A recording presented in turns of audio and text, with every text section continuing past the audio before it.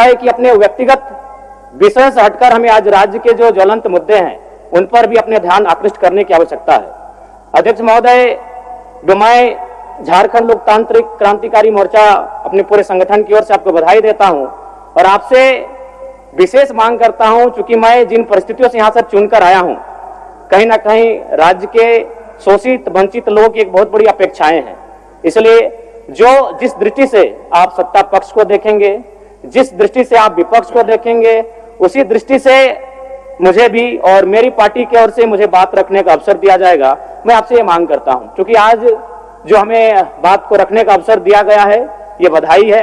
मैं आपको पुनः बधाई देने के साथ साथ बस मैं ये कहना चाहूंगा, चूंकि मैं एक छात्र के नाते इस विधानसभा में आया हूं, छात्र की गलियों से, छात्र आंदोलन से मैं पहचान बनाकर आया हूं और मैं आपके माध्यम से सरकार तक ये संदेश देना चाहूंगा। अभी सीजीएल के मामले को लेकर झारखंड के लाखों अभ्यर्थी सड़कों पर हैं। आप सदन से बाहर एक बार उनसे मिले, वो आपके ही बच्चे हैं, इस राज्य के बच्चे हैं और आप उनको संतुष्ट करें, आप उनसे मिले, उनसे बातचीत करें और इस समस्या का निदान करने का प्रयास करें। और चूंकि मैं एक विधानसभा से भी आता हूं, तो मैं आपको अपने विधानसभा के संदर्भ में ये कहना चाहूंगा, मेरा विधानसभा जो कि परासनाथ की तराइयों में आता है, वहां जो लोगों की समस्याएं हैं वह मूलतः शिक्षा और प्रवास को लेकर हैं। अतः आपसे हमारी मांग होगी कि वहां शैक्षणिक हब में हमारे विधानसभा को तब्दील किया जाए और साथ ही जो प्रवास की समस्या है, मैं इसलिए इस विषय को कहूंगा, मैं थोड़ा समय लेकर कि आज देखिए इस सदन की बात करें तो कहीं ना कहीं हम लोग एक परिवार हैं और परिवार के नाते आज इस सदन में बैठे हैं।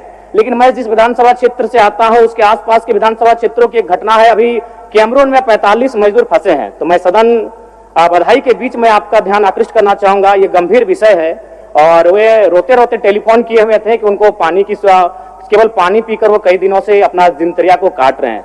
तो मैं आपसे चाहूंगा कि इस विषय को गंभीरता पूर्वक लें और उस दिशा में आगे बढ़ें और इस राज्य का 24 वर्षों का ये राज्य, उस राज्य को हम लोग आगे कैसे लेकर जाएं, हमारी क्या भूमिका होगी, उसमें सदैव आपके सेकंड का समय चाहूंगा। आदरणीय परम श्रेय, सीजीएल का मामला अभी भी गर्म है।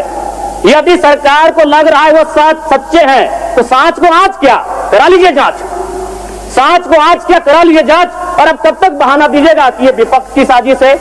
विपक्ष के सारे पे छात्र सड़कों पे नहीं है, सपने टूट रहे हैं, सपने नेशनल नाबूद हो रहे हैं, इसीलिए छात्र सड़कों पर है। और याद रखिएगा, उनके सपनों के बीच कोई आएगा, पहाड़ आए, दरिया आए या चट्टान आए, छात्र टकराएंगे महोदय। मैं फिर कहूंगा, यदि आप सच हैं तो सच को आज क्या कराइए जांच, सीजीएल की जांच हो। मैं पुनः कहूंगा, खतियान आधारित स्थानीय नीति, विस्थापन नीति पुनः समीक्षा करते हुए लागू कैसे हो, उस दिशा में बढ़ना चाहिए। और महत्वपूर्ण विषय महोदय, मैं ये कहना चाहूंगा, सम्मान कहा, नारियों का सम्मान कहा, महिलाओं का सम्मान कहा, हम लोग भी महिलाओं के सम्मान के पक्षधर हैं। हमारे एक भाई कह रहे थे कि 2,500 रुपए की राशि जब एक स्कूल कॉलेज में पढ़ने वाली बहन को दिया जाएगा तो उससे वो स्कूल कॉलेज कागज कॉपी कलम की सामग्री लेगी। मैं कहना चाहूंगा, अगर आप उसे स्कूल कॉलेज जाने से पहले अगर 2,500 रुपए देंगे तो उसे आप निकम्मा और आलसी बनाएंगे। यदि आपको उस राशि को देना है तो उसके स्कूल कॉलेज जाने के बाद दीजिए, स्कॉलरशिप के रूप में दीजिए। मैं आज पुनः कहूंगा, क्योंकि आप सत्ता पक्ष में हैं, आप संभवतः अपने इस विषय को बचाएंगे, आप अपना पक्ष रखेंगे कि आपने मैया सम्मान योजना एक महान कार्य किया है।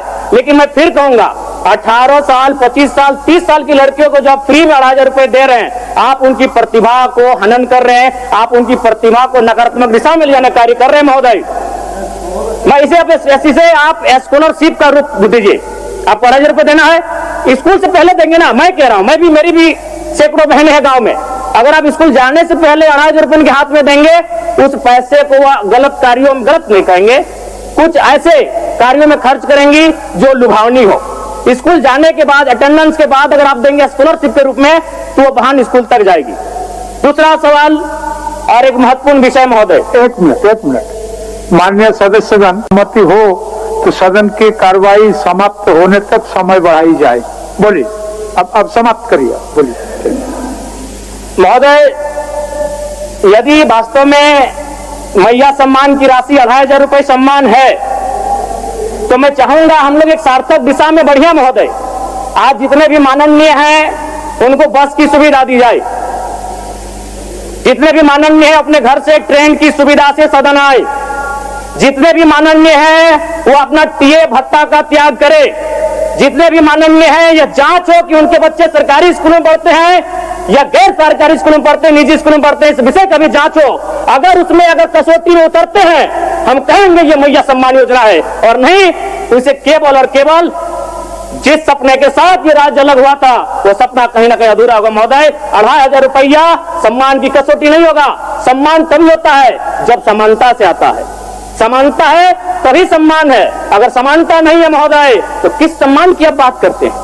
महोदय मैं पुनः कहना चाहूंगा महोदय 30 सेकंड 45 सेकंड का समय चाहूंगा। आदरणीय परम श्रद्धेय सीजीएल का मामला अभी भी गर्म है। यदि सरकार को लग रहा है वो सच्चे हैं तो सांच को आज क्या करा लीजिए जांच। सांच को आज क्या करा लीजिए जांच। और अब कब तक बहाना दीजिएगा कि ये विपक्ष की साजिश है?